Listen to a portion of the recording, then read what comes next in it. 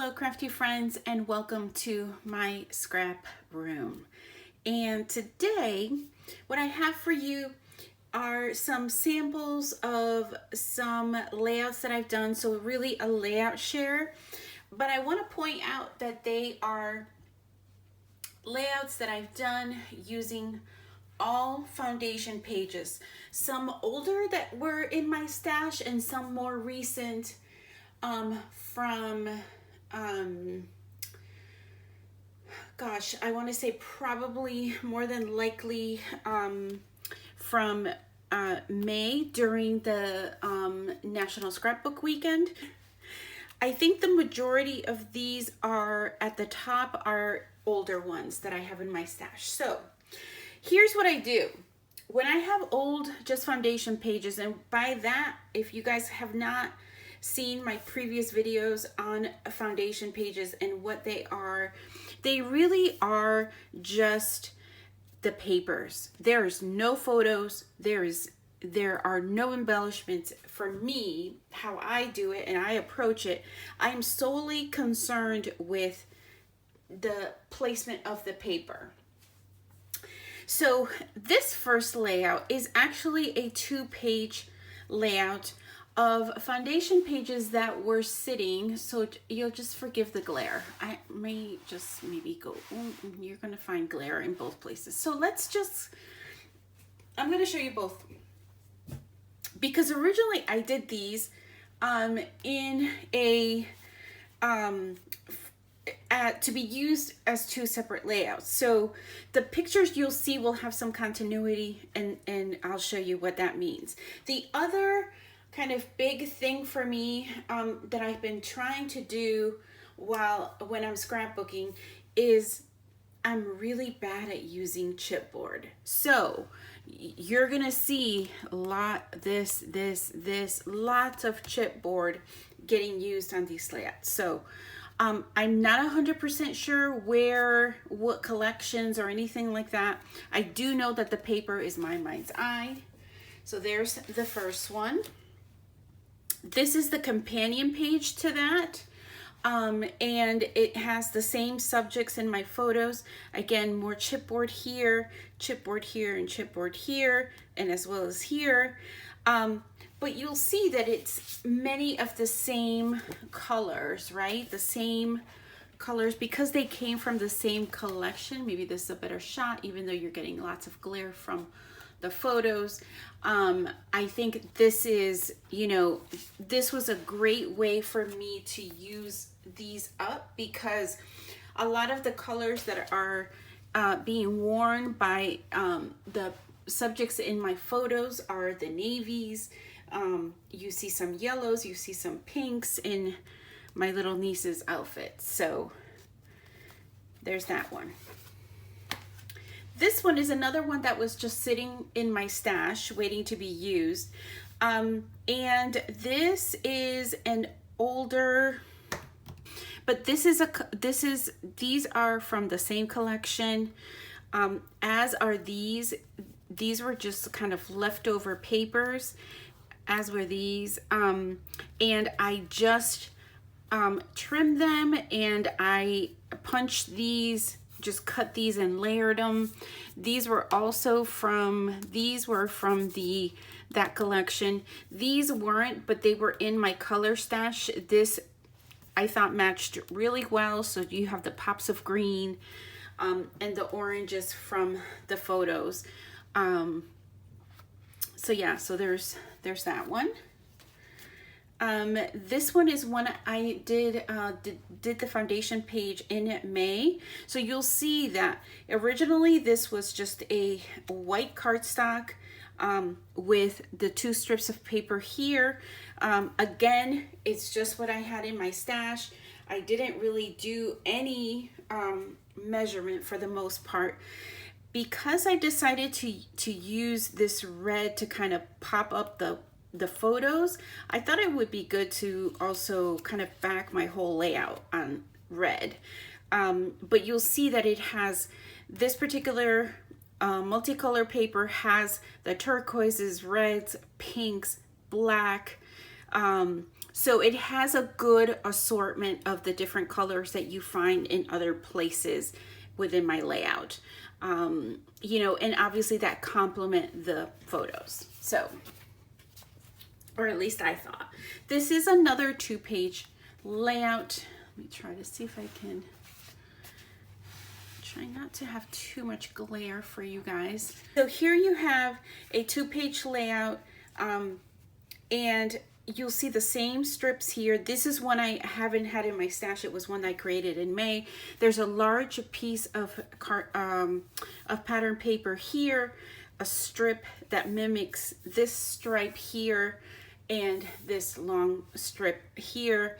I put this one here. This is actually a 6x6 paper pad page, so it went perfect. Got to use the chipboard here, some additional chipboard here and here.